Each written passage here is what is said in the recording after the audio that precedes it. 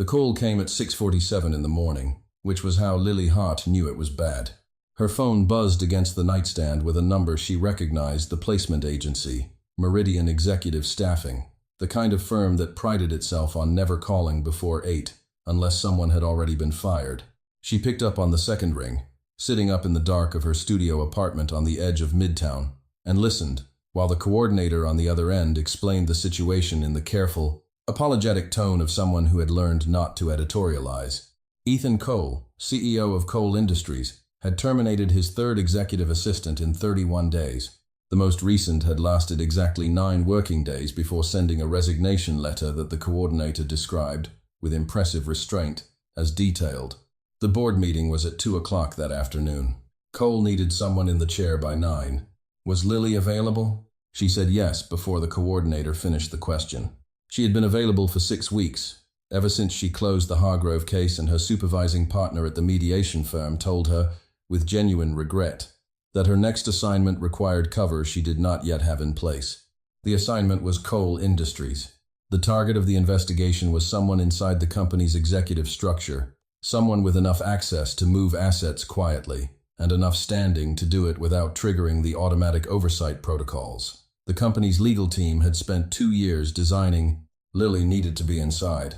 She needed a position with proximity to the CEO's documents, his calendar, his correspondence, and enough institutional invisibility that no one would think to watch her. A secretary was perfect.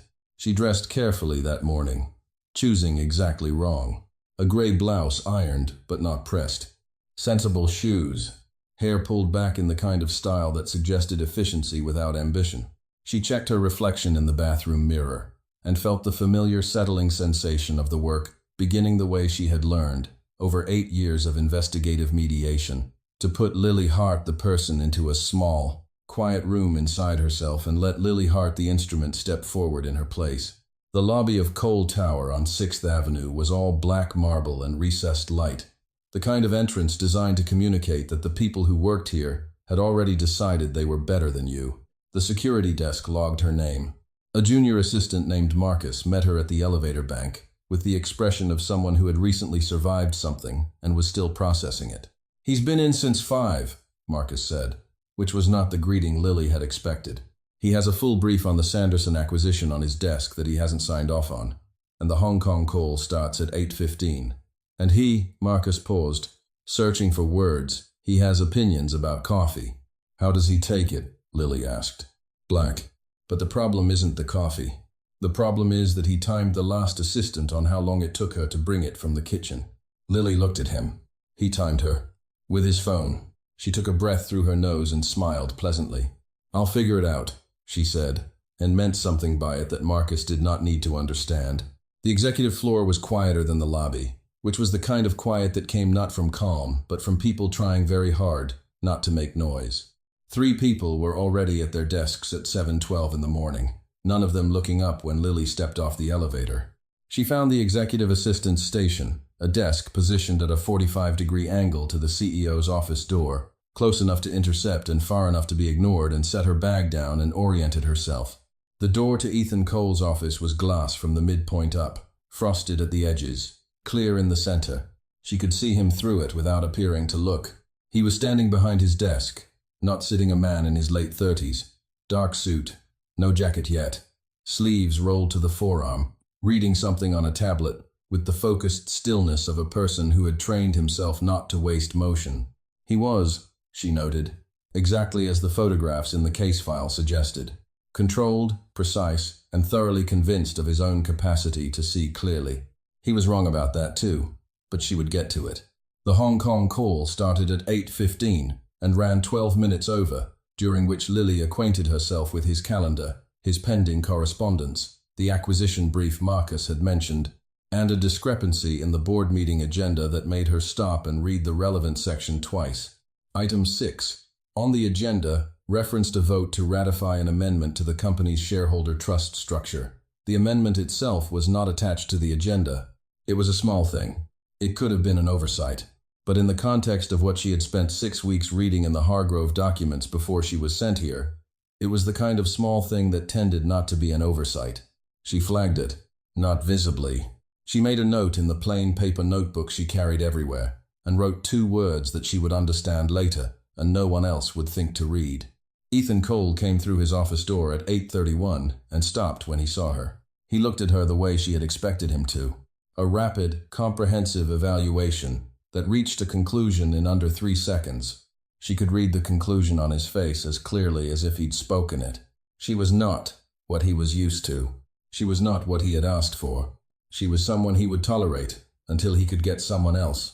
"Miss Harte," he said. It wasn't a greeting. It was a confirmation that he'd been briefed on her name and had decided to use it only because it was more efficient than not using it. "Good morning, Mr. Cole," she said. Her voice was level, warm without being warm, the exact temperature of professional courtesy. The Hong Kong Cole transcript has been saved to the acquisition folder. The Sanderson brief has 2 items that require your signature before the 2 o'clock meeting. I flagged them with tabs. And your board agenda is missing the attachment for item 6. I can reach out to legal to have it resent. Or, if you'd prefer to review it yourself before distribution, I can pull the original filing from the trust records directly. There was a beat of silence. Not long, half a second, maybe less. But she had learned to read the pauses of people who thought quickly. And this one said, "That is not what a staffing agency sends at 7 in the morning. Pull the original," he said, "and get me coffee." "Of course," she said. "The kitchen is—" "I know where the kitchen is, Miss Harte. I was telling you where it is." She nodded as if this were a reasonable way to speak to another adult, and went to find the kitchen. She was back in 4 minutes, which she knew because she had timed herself. Not because he had asked her to, because she was doing a job and she intended to do it correctly. She set the coffee on his desk black, no sleeve on the cup, because that added unnecessary handling time, and returned to her station without commentary. He did not look up, but he reached for the coffee immediately, which meant he noticed the time. The morning moved in increments. She processed his email queue, flagged 3 items that required response before noon, declined 2 meeting requests on his behalf, using language she pulled from the pattern of his previous declines, and began the quiet, methodical work of understanding the landscape of his office, who called, how often, what the calls were about, and which names appeared in his calendar with the frequency that suggested they mattered. Victoria Sloane's name appeared 7 times in the next 2 weeks. 7 times was not unusual for a vice president of corporate strategy, but 5 of those 7 appearances were scheduled outside of normal business hours, and 3 of them had been added to the calendar in the last 48 hours. That too, she noted in her plain paper notebook. At 11:45, Ethan Cole came out of his office with the acquisition brief in his hand, and 2 pages of it marked in red pen, and he walked to her desk and set it down in front of her with a precision that suggested he had thought about the placement. "The asset allocation, on page 14, he said. "The numbers don't match the valuation report from last quarter. Either the report is wrong or this brief is wrong, and I want to know which before 2 o'clock. Lily looked at the brief. She had already read it. She had already identified the discrepancy on page 14, cross-referenced it against the valuation language, and formed a preliminary conclusion about which document was in error and why. She did none of this visibly. "I'll look into it," she said. "I need an answer, not a look into it." "I'll have an answer for you by 12:30, she said, with exactly the calm that she knew would be more effective than urgency. He looked at her for a moment, really looked, the way he hadn't quite done yet, as though recalibrating whatever conclusion he'd reached at 8:31. Then he went back into his office, without another word. She had the answer to him at 12:15. The valuation report was in error, a rounding methodology that had been applied inconsistently across 3 asset classes, generating a discrepancy of approximately $2.4 million that was not, in itself, a crisis. But that would have created a significant problem if ratified in the afternoon's vote. She wrote it up cleanly, 2 paragraphs, with the relevant page citations from both documents, and placed it on his desk. He read it standing up, which she had noticed was how he read things he considered important. Then he looked at her again, and this time the recalibration was visible enough that she almost found it interesting. "Where did you work before this?" he asked. "Financial services," she said. "Document management and executive support." It was true. It was also incomplete in the way that all good cover stories were. Incomplete, accurate enough to be verified, narrow enough to leave the important parts invisible. Which firm? She named one. He nodded, which meant he believed her, or that he intended to check and hadn't yet decided it was worth the time. She returned to her desk. The board meeting ran until 4:30. She was not in the room, but she could track its progress by the quality of the silences that came through the walls, and by the expressions on the faces of the people who came in and out. At 3:40, she watched Victoria Sloan walk past the assistant station toward the elevator without acknowledging her, which was consistent with how most senior executives treated assistants. But there was something in the angle of Victoria's shoulder, a deliberateness in not looking that Lily filed away alongside everything else. Ethan emerged from the boardroom at 4:44, walked past her desk, and said, without stopping or looking at her, "Be here at 7 tomorrow." "I will," she said. He went into his office and closed the door. She sat for another 6 minutes, finishing the last of the day's correspondence queue, and then she gathered her things and rode the elevator down alone, and walked out into the cold October air of 6th Avenue, and felt the small, quiet room inside herself slowly open up again. She had what she needed to start. She also had something she had not expected, which was the nagging awareness that the man she was here to protect was considerably more perceptive than the case file had suggested. That was going to make this harder. She had not yet decided whether that was a problem. The second week went the way the first had ended. At speed, with very little margin, and with Ethan Cole, watching her in the way that she had come to think of as his working assumption that she would eventually reveal something that confirmed whatever he had first thought of her. She was determined to make that something the wrong thing. She had been inside the document management system for 4 days before she found it. It was a Tuesday, mid-morning, when she was cross-referencing a filing for the Sanderson acquisition against the trust amendment that had finally been attached and circulated after the board meeting. The trust amendment was standard language, on its surface, a restructuring of the shareholder designation protocols to accommodate the transition following the death of Ethan's father, Franklin Cole, 18 months ago.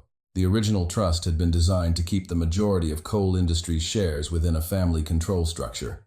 The amendment, as written, preserved that structure, but there was a subclause, paragraph 11, section C, which she almost missed because it was referenced by a footnote that led to an appendix that was itself only accessible through the archived version of the document and not the current working copy. She found it because she was looking for it, because she had been looking for something like it since the moment she took this assignment and read the Hargrove firm's preliminary assessment of what might be happening inside Cole Industries. The subclause allowed for the reallocation of shares held under the trust in the event that a designated trustee failed to fulfill a specific set of operational benchmarks within a 2-year window following the trust's establishment. The benchmarks were defined in a separate schedule. The separate schedule was attached, but the attachment linked to a document that no longer existed in the company's internal system. Someone had deleted it. She did not visibly react. She continued working at her desk with the same unhurried efficiency she brought to everything. And when she minimized the document window and reached for her coffee cup and took a sip, her hand was entirely steady. She made her note in the plain paper notebook, not the substance of what she'd found, which would have been unwise if anyone happened to glance at her desk, but a reference number and a timestamp that she would understand when she needed to. She spent the rest of the morning building a picture of the deletion. The document management system kept log files, which was standard, but the log files for this particular archive folder had been partially cleared, not completely, which would have triggered an audit flag, but selectively, the kind of selective clearing that required either direct access to the system administration controls or a working relationship with someone who had them.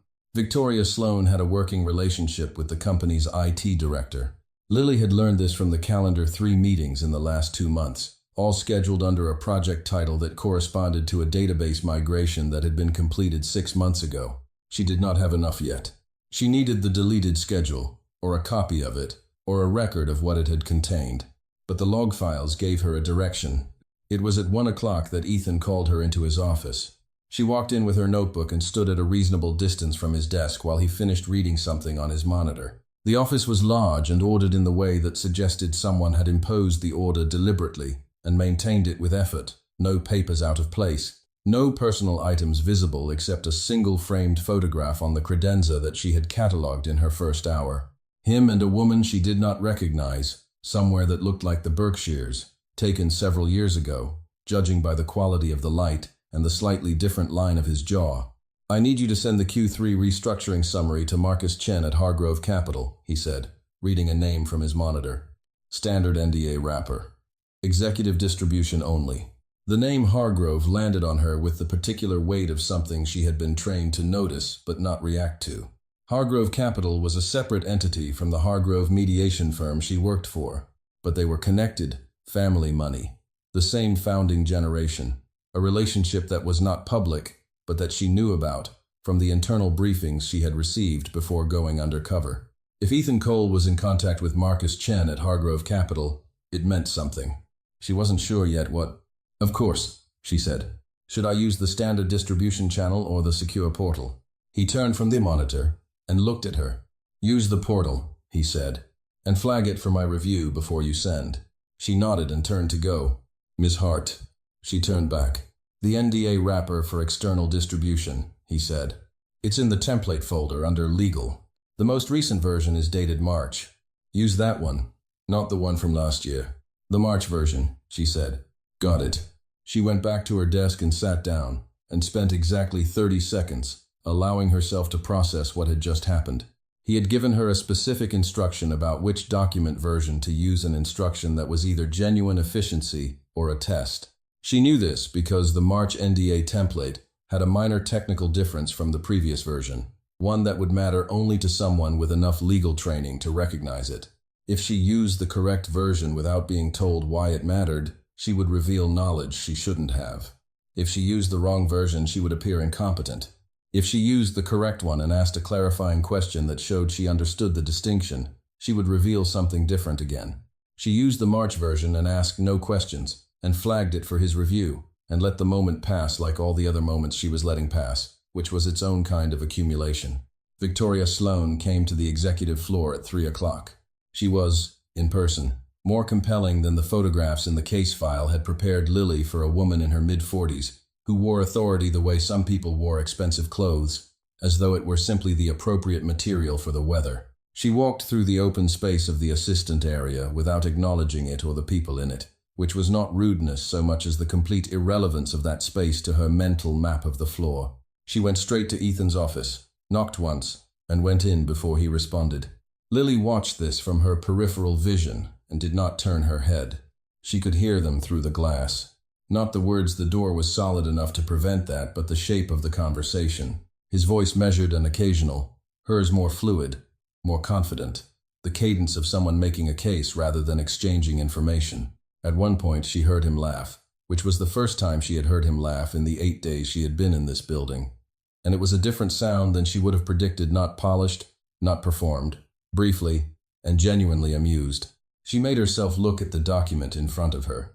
Victoria emerged at 3:40 and walked back through the assistant area toward the elevator. As she passed Lily's desk, she slowed, just slightly, and glanced down at the notebook open beside Lily's keyboard. Lily's hand did not move. Her face did not change.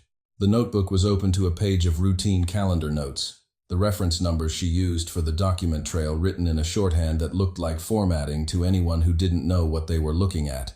Victoria looked for exactly 2.5 seconds. Then she kept walking. Lily breathed evenly through the space between her shoulder blades and turned a page in her notebook as though nothing had happened. That evening, working late to finish the distribution of the board minutes, she was alone on the executive floor except for Ethan, who was in his office with his jacket off and the light on his desk, casting a particular gold across the papers he was working through. He came out at 7:30 to refill his coffee and found her still at her desk, and for a moment he stood in the doorway between his office and the open floor and looked at her with an expression that was harder to read than his usual register. "You don't have to be here this late," he said. "The board minutes need to go out tonight," she said. "They can go out in the morning.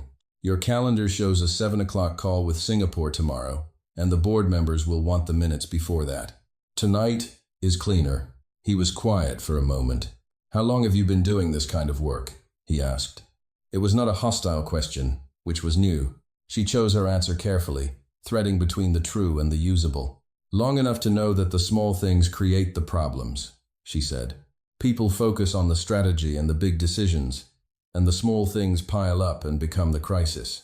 He looked at her for a moment longer than the answer required.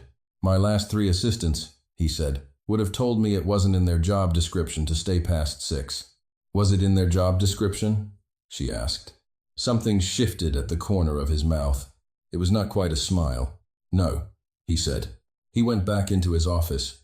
She finished the board minutes and sent them at 8:14 and gathered her coat and walked to the elevator and did not let herself think until she was outside and a full block away about the way the light had looked in his office at 7:30, or the fact that for exactly 4 seconds of that conversation, she had forgotten entirely why she was there. The crisis started on a Wednesday and arrived, as the worst ones tended to, from a direction no one was watching. A financial news site published a piece at 6 in the morning before any of coal industry's communications staff were at their desks, alleging that the company had misreported asset valuations in its most recent quarterly filing. The piece was light on specifics and heavy on implication, but it named the company directly and quoted 2 anonymous sources, described as familiar with the company's internal audit process. By 7:15, the story had been picked up by 3 aggregators and a business wire, and by the time Lily reached the office at 7:42, the phone on the assistant station was ringing, and the junior staff were moving with the particular frantic energy of people who understood that something was wrong, but not yet what to do about it. She picked up the phone and routed the first 3 calls, 2 journalists, 1 institutional investor to the communications department with a holding statement, she wrote in the elevator, and verified against the company's previous crisis language before she put the receiver down. Then she went to Ethan's office. He was already on the phone. He held up 1 finger without looking at her, which meant he saw her, and she stood near the doorway and waited and listened to the half of the conversation she could hear, which was enough.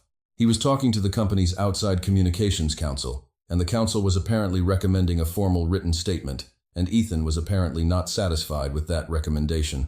His voice was even and clipped, and carried the particular quality of a man who was containing his anger with considerable precision, because losing it would be tactically stupid. He ended the call and turned to her. "Tell me what we have," he said. It was not a request. It was the tone of someone who had decided she might be useful and was willing to test that assumption under pressure. She told him. She had drafted a summary on her phone in the elevator, updating it as new information came through the news cycle during her commute, and she recited it now with the economy of someone who understood that in a crisis, the first job was to eliminate noise. The article's sourcing was thin. The asset valuation figures it cited were based on a methodology that differed from the one coal industries used, and had used consistently for 6 years, which meant that a side-by-side presentation of the 2 methodologies would reveal the article's central claim as a comparison error rather than a misreporting. The company's most recent 10Q was publicly available, and contained a methodology disclosure on page 47 that directly addressed this. Ethan was watching her, not the way he usually watched her, the calibrated evaluation, but with a focused attention that suggested he was updating something. "How do you know the methodology disclosure is on page 47? He asked. She had read the 10Q. She had read it on her first weekend of this assignment, along with the 3 previous annual reports and the proxy statement and the trust documents, which was not what an executive assistant would typically do, but which she had done anyway, because she needed to understand the company from the inside out. The answer she gave him was, "I read it when I was reviewing the board materials last week. The filing was referenced." "It wasn't referenced," he said. "It wasn't an accusation. It was an observation, precise and careful, and he was watching her with the look she had learned to be most careful about, the look that meant he had noticed something didn't add up and had not yet decided what to make of it. "I read it on my own time," she said, which was true. "I like to understand the context." A beat passed. Then he let it go. "Fine," he said. "What's the play?" She had thought about this on her commute. The way she thought about legal strategy, working backward from the desired outcome to the most efficient path. The company needed to respond before the afternoon trading session. The response needed to be specific enough to address the article's claims without being so detailed that it validated the premise that there was something to answer for. The strongest move was a proactive document release.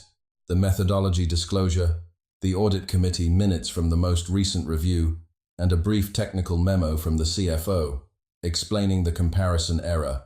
No statement, or only a very brief one. Let the documents speak. Write it up, Ethan said when she finished. I want the CFO's memo drafted by 10 and the document package ready by 11. Work with Sean directly. Don't go through his assistant. Understood, she said. She spent the next 3 hours doing what she was nominally good at, and actually very good at, which was the architecture of a legal and communications response. She drafted the CFO's memo in the register of a financial executive, clinical and precise, and sent it to Sean Adler with a brief explanation that required him only to review and sign off, which he did in under an hour, with 2 minor corrections that she incorporated without comment. She assembled the document package with the methodology disclosure at the front and the audit materials supporting it, and she wrote the covering 2-paragraph statement in language close enough to the company's house style that the communications director made only 1 edit before approving it. The package went out at 11:20. By 1 o'clock, the original article had been substantially walked back in the publication's correction log, and 2 of the 3 aggregators had updated their coverage. Ethan came to her desk at 1:15. He didn't sit. He never sat at her desk, which was one of the things she had noticed about him. A physical formality he maintained in the public spaces of the floor. He stood, and he said, "Good work." It was 2 words, but she had learned enough about his economy of language to understand that they cost something. "Thank you," she said. "Where did the response structure come from?" he asked. "The document package approach. It's not the standard playbook." She had been ready for this. "I read about a similar situation a few years ago," she said. "A company in the energy sector that faced a valuation challenge from a short seller. They did a document release instead of a statement. It worked because it changed the burden of engagement. Journalists had to read the documents rather than quote the statement, which meant the story became about methodology rather than about the accusation." He looked at her. She looked back evenly and thought, it was true. It was also the strategy she had deployed herself as lead mediator in the Kellerman case in 2021. She had not invented it. She had applied it with precision. "You read about it," he said. "Yes." Another pause. He had a quality, she had come to notice, of sitting inside silences without needing to fill them, the opposite of the executives she had spent 8 years mediating between, who tended to fill silence with performance. His silences were working silences, the kind that meant thinking rather than waiting. "All right," he said, and he went back into his office. They worked late again that night. This had become a pattern without either of them naming it him, because he always worked late, her because she stayed until the work was done. And on the nights when there was enough work, the office narrowed itself to the 2 of them, and the particular atmosphere of people who were briefly, without having chosen it, in the same quiet together.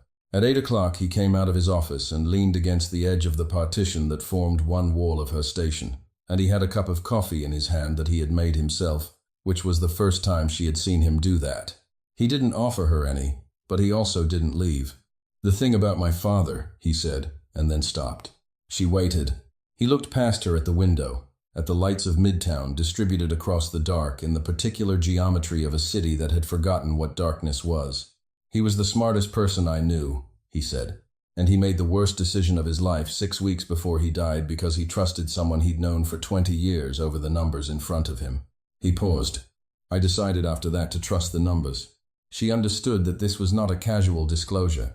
She understood, too, that he was not really talking to her, that he was talking in the way that people sometimes talked when they were alone in a room with someone who felt safe by virtue of being irrelevant.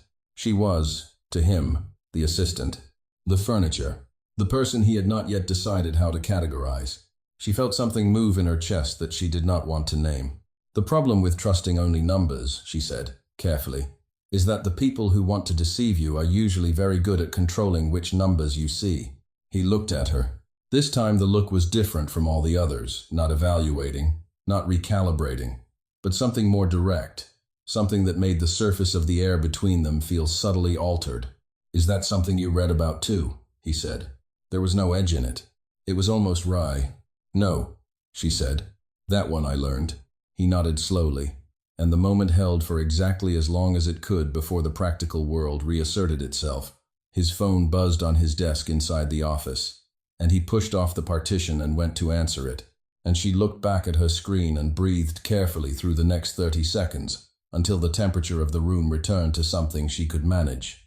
She was still sitting there 10 minutes later when she reached into her bag for her personal phone to check the time, and the phone screen illuminated as she lifted it, showing the home screen with its pinned contacts. The top contact was listed only with initials R, M, W, and a number with a 212 area code. She had not heard him come back to the doorway, but when she looked up, he was there, and his gaze dropped for a fraction of a second to the phone in her hand, before returning to her face with the particular quality of someone who had noticed something and filed it away to return to later. "Early morning tomorrow," he said. 7 o'clock again. "I'll be here," she said. He went back to his office. She put her phone in her bag. R. M. W. was the Honorable Richard M. Walsh, a sitting federal judge in the Southern District of New York, and also the court-appointed authority overseeing the investigative mediation she was conducting on behalf of the parties who had engaged Hargrove Mediation. His number was in her personal phone because she called him every 2 weeks with a status update. She had been careless. She would not be careless again. But when she walked out of Cole Tower at 8:50 and stood for a moment on the sidewalk in the cold air, the thing she was most conscious of was not the near miss with the phone, or the careful precision of her cover or the case file accumulating in her plain paper notebook. It was the memory of his voice, saying he made the worst decision of his life because he trusted someone he'd known for 20 years, and the way her chest had done that thing she didn't want to name, and the realization, quiet and inconvenient, that she was running out of room to pretend it wasn't happening. She needed the server. It had taken her 3 weeks to map the architecture of coal industry's internal document system, well enough to understand exactly what she was looking for and where it lived. The deleted schedule, the one that defined the operational benchmarks tied to the shareholder trust, existed as a recoverable file in a cold storage archive partition that was accessible only from a workstation with elevated security clearance. The company had 2 such workstations. One was in the IT director's office. The other was in the CEO's private office. She needed Ethan to grant her access. Not to the file. He didn't know the file existed, and she intended to keep it that way for exactly as long as she could manage. She needed access to the workstation itself, under a cover rationale she had been constructing for the last week. The preparation of a comprehensive document inventory for the Sanderson acquisition due diligence, which required pulling archived predecessor documents from the same partition where the deleted schedule lived. It was the kind of administrative task that an efficient executive assistant might reasonably propose to take off the CEO's plate. She made the proposal on a Thursday morning, presenting it with the practical logic of someone who had identified a workflow inefficiency, and Ethan listened to her and asked 3 questions, all of which she had anticipated, and then said, "Fine.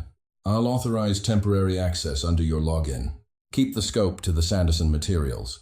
"Of course," she said. She hated this part. Not the technical process, which was straightforward. The file recovery was a matter of navigating the archive structure and extracting a document that had been incompletely cleared from the system logs. She hated the part where she was using his trust to do something he hadn't authorized.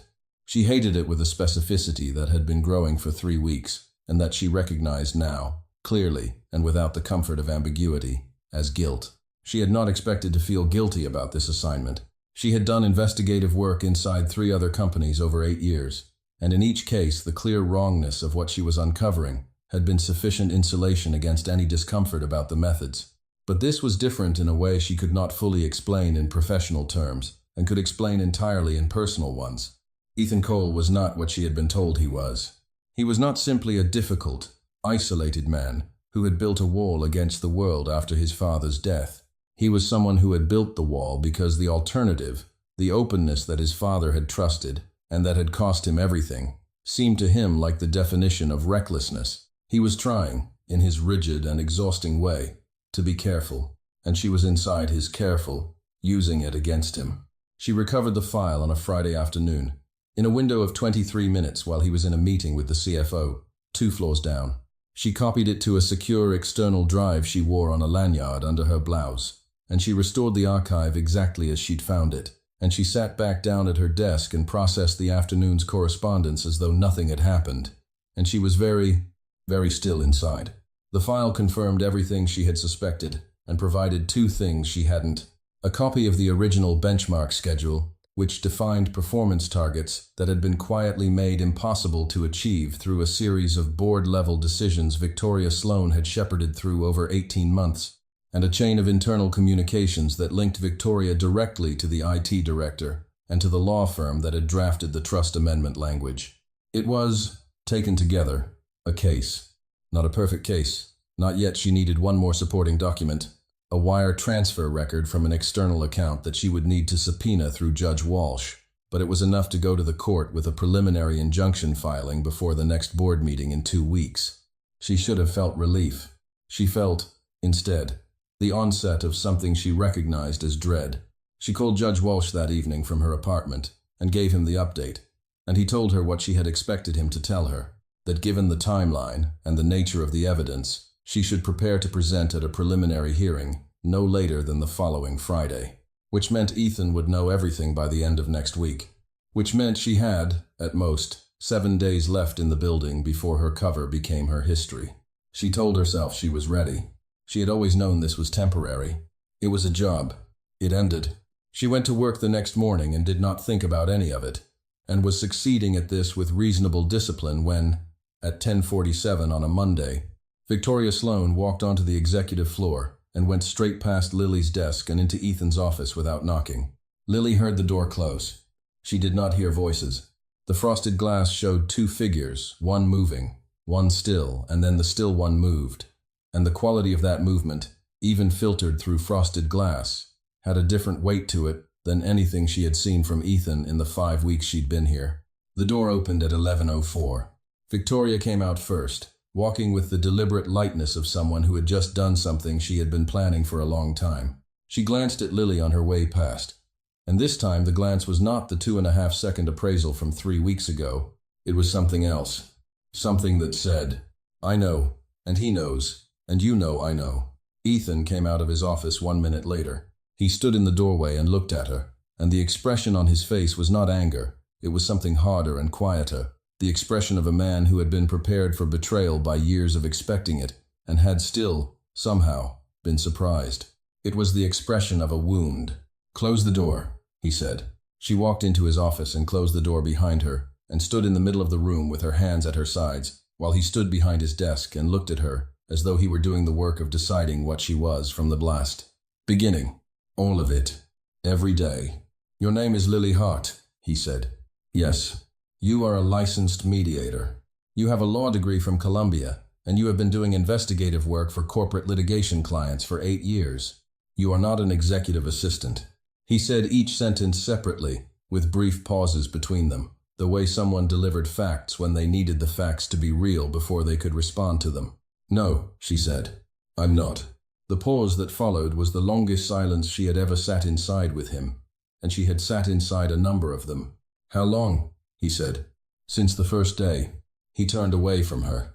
He walked to the window, the same window she had seen him stand at on her first morning, when she was observing him through the frosted glass, and he stood with his back to her, and one hand resting on the sill, and she could see the tension in his shoulders with the particular clarity of someone who had spent 5 weeks learning how he held himself when he was angry, and how he held himself when he was trying not to be. "Get out," he said. It was quiet. It was not a shout. It was worse than a shout. She did not move immediately. She stood where she was and said, "I have the evidence in hand. I can file for a preliminary injunction before Friday.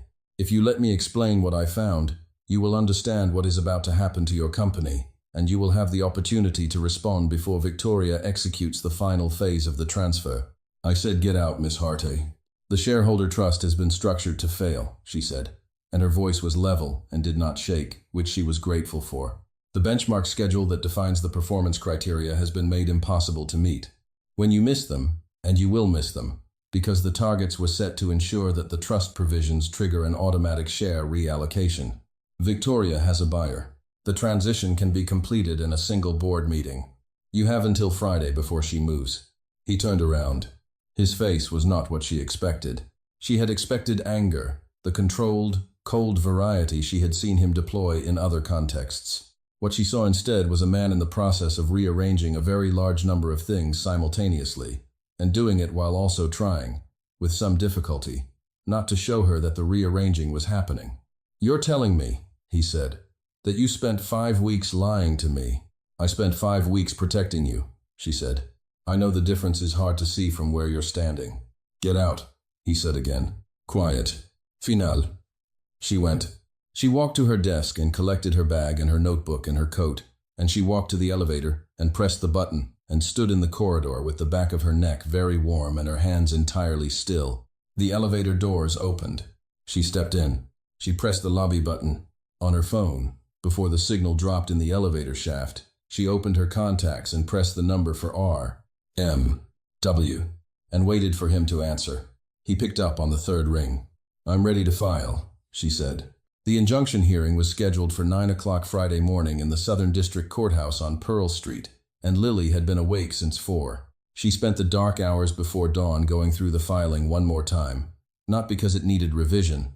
She had revised it 4 times already, but because the repetition of the work was the only thing keeping her in the present tense.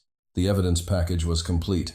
The recovered benchmark schedule, the communications chain linking Victoria to the IT director and the law firm, the wire transfer records from the external account that Judge Walsh had expedited a subpoena for, and a forensic timeline prepared by the firm's document analysis team that mapped the manipulation of the trust structure across 18 months. The filing named Victoria Sloan and Coal Industries IT director as respondents, and requested an emergency freeze on all trust-related asset transactions pending a full evidentiary hearing.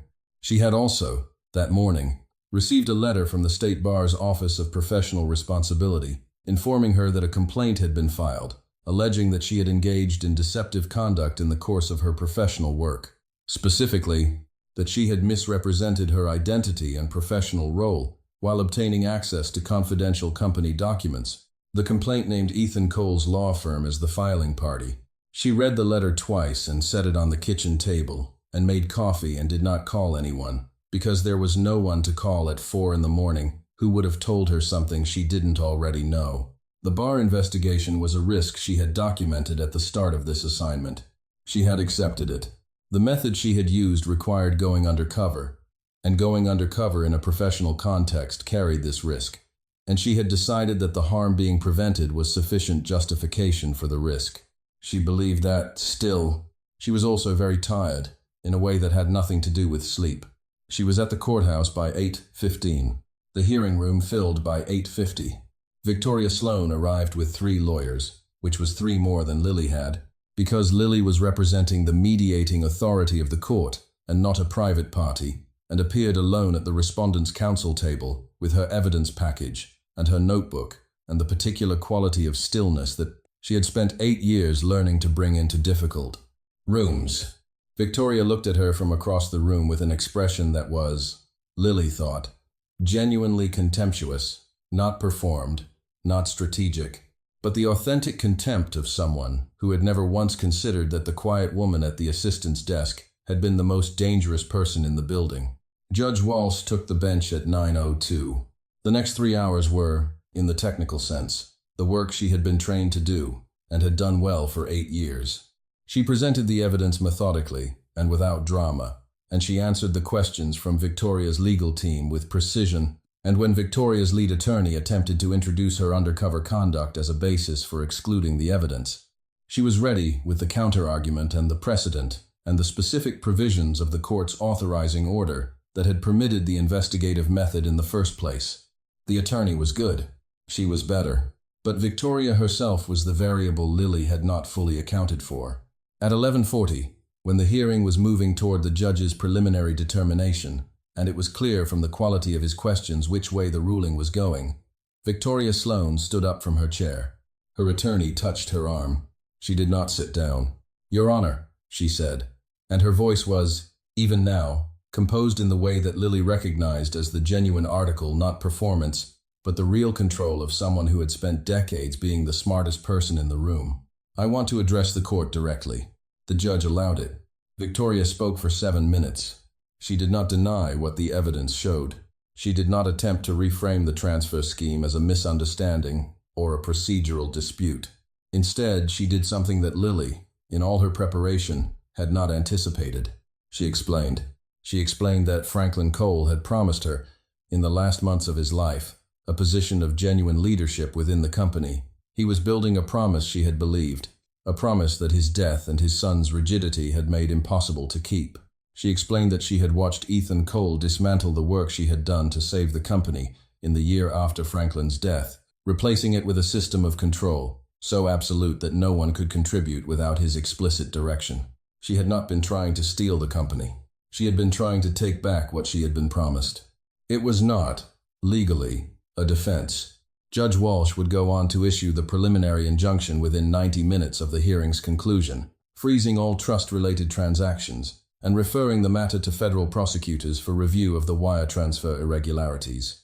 But it was a human thing, and Lily sat with it while the legal machinery proceeded around her, and thought about what it meant that a person could be genuinely wronged and genuinely wrong at the same time, and how often she had seen that, and how little easier it got.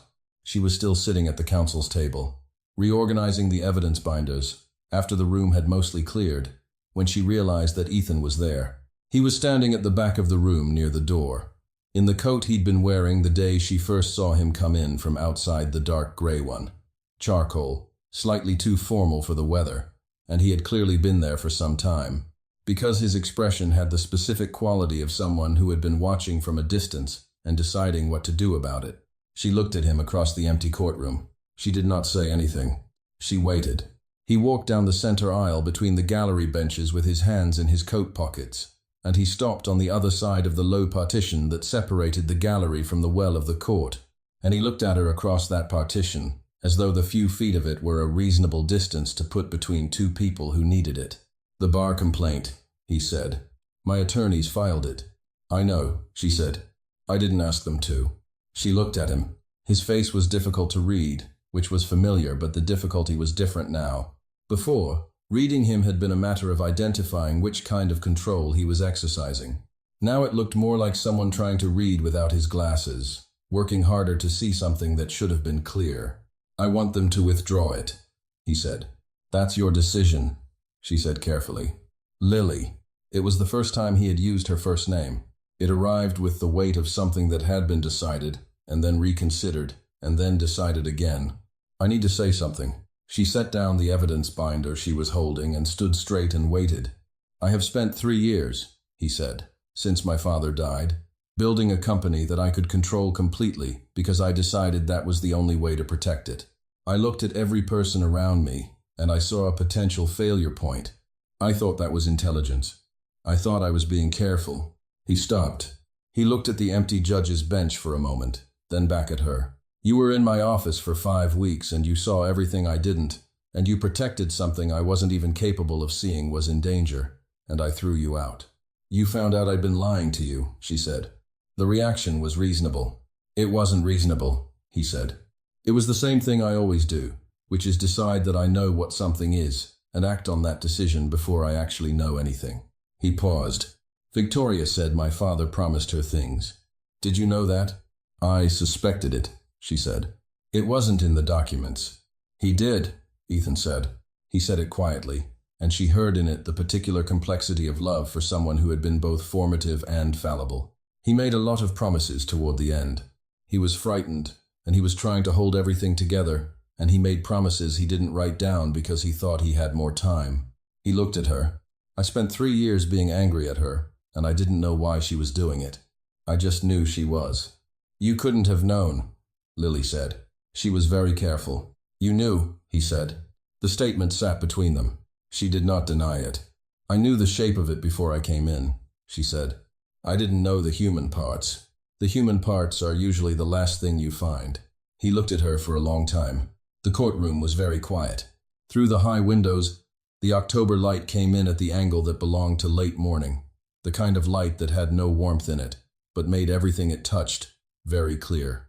"The bar complaint," he said again. "I want to withdraw it.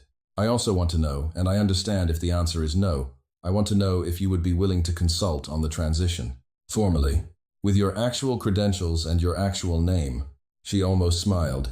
"You want to hire me. I want to do this correctly," he said. And there was something in the way he said it that was not entirely about the company, and she suspected he knew that she knew that. "The investigation is closed," she said. "Consulting would be a different engagement. I'm aware of that. I'd need to review the scope with my firm. Of course. She looked at him. He looked back, and she thought, not for the first time, that he was not good at being looked at, not because he was vain, but because he was private in a way that had been, until recently, his primary defense mechanism, and she was looking at him now with the full attention of someone who had spent 5 weeks learning exactly how to see him. And that was not a comfortable thing to be on the receiving end of. There's also something that isn't about the consulting, she said. He was quiet. I owe you an apology, she said. Not for the investigation was necessary, and I would do it again. But for the part where I sat across from you at 8 o'clock in the evening and you talked to me about your father and I didn't tell you what I was. That part wasn't the job. That was a choice I made, and it wasn't fair to you. He didn't say anything for a moment. Then, you told me something true, though. What you said about trusting only numbers. It was true, she said. It was also a way of staying in the conversation. The corner of his mouth moved. It was the not-quite smile she had catalogued in her first week, and that had not simplified itself since. Which part? He said. The true part, or the staying part? Both, she said. He nodded slowly. Outside, the city continued its operations at full volume, indifferent to what was happening in this quiet room. A siren passed somewhere on Pearl Street, brief and Doppler flattened. The light through the window shifted as a cloud passed across it and returned. My attorneys will withdraw the complaint today, he said, and I'd like to discuss the consulting scope at your convenience. He paused. I'd also like to have dinner. At some point, when the legal situation is sufficiently resolved that it's appropriate.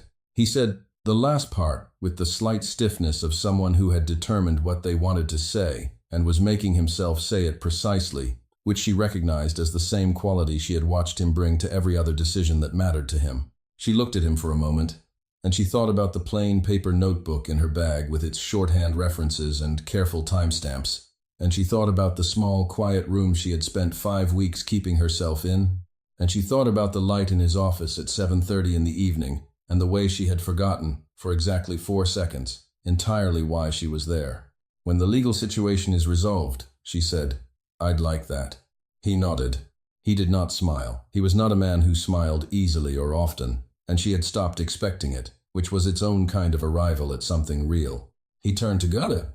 At the partition he stopped, one hand on the gate, and turned back.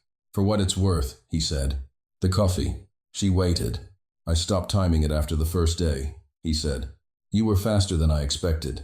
She did smile at that, not the professional version, but the actual one, which felt strange on her face in this room after this morning. I knew you were timing me, she said. He looked at her. Of course you did, he said. And there was something in it that was, against all probability, briefly and genuinely warm. He walked out.